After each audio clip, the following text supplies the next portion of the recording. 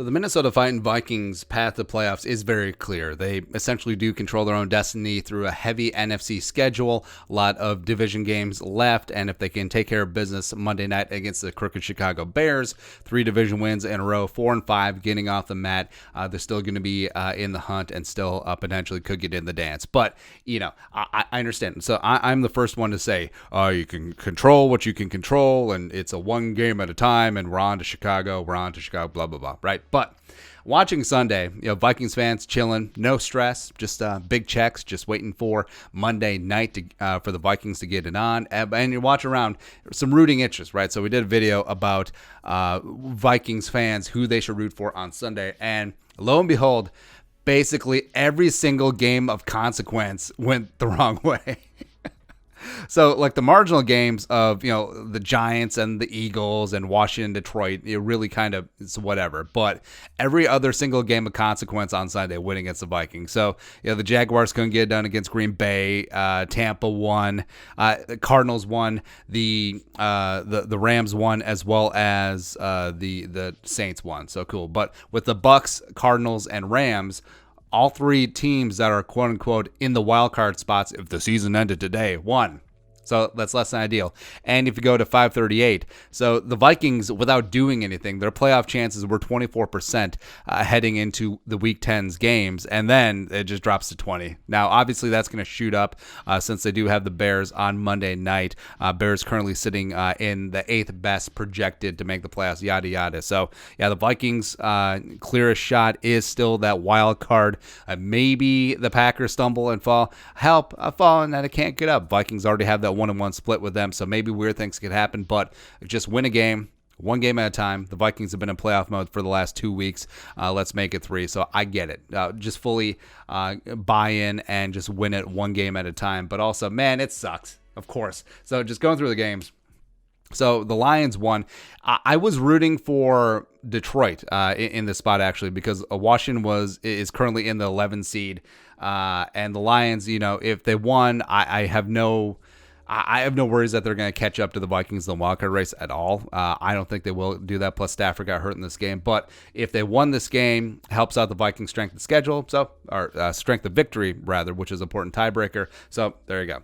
Then you go to the Packers. So, man, the Jaguars had the Packers on the rope, man. And, the Packers, they are not a fundamentally sound team. They aren't. They just are a little bit bereft of talent. Aaron Rodgers, the octogenarian Aaron Rodgers, does cover up a lot of ills on that team. And, man, when that Keelan Cole punt return for a touchdown, let's go. But they just could not. Jake Luton and company just could not get it done. Eagles are an absolute mess. They got woodshedded by the Giants, and it's almost whatever. So the Bucks and the Panthers. Bucks and Panthers early on, it was a bit of a shootout. Teddy B looking good, had 3 total touchdowns. And then also, come on, Teddy. So it's unfortunate Teddy had a right knee injury. Initial reports doesn't sound like it's serious, but also, can this guy catch a break? I mean, he was looking really good in this game, and then the bottom fell out. Bucks ended up beating down the Panthers, although this was, in the first half, this was a pretty damn good and close game. But the Bucks in that first wild card spot gained a little bit more room, so it's whatever. But also, Teddy's injury does put his availability for Week 12 when he returns to U.S. Bank Stadium potentially in jeopardy. XFL star P.J. Walker is their current backup quarterback. And then, so this one sucks. You're probably watching this one because it was on in the Minnesota market. But Bills, Cardinals, rooting for the Bills, rooting for Josh Allen, rooting for our guy Stephon Diggs, of course, because the Cardinals sitting in that second wildcard spot. But then, it does kind of suck, but I ain't even mad. So Kyler Murray, Nuke Hopkins, quadruple teamed for that Hail Mary. Let's go. That was a lot of fun. I mean, football is fun, right? And then the Seahawks and Rams. Rams take care of business in LA 23-16. Rams in that final wild card spot. Now, I would have preferred the Seahawks to win because the Vikings already lost the head-to-head to Seattle, so that's whatever. Plus, someone has to win the NFC West, and may as well be Seattle in this spot and then try to knock down the Rams and the Cardinals a peg or two. Didn't quite happen on Sunday. But also, man, Seattle can get got. And the last couple of weeks, Russ, I think that teams are starting to catch up to him, and I think that he's just starting to show cracks of having to drag this team because, I mean, the Seahawks between Russ and DK, this is not a very good team. They just aren't. I mean, Jamal Adams, sure, but nah.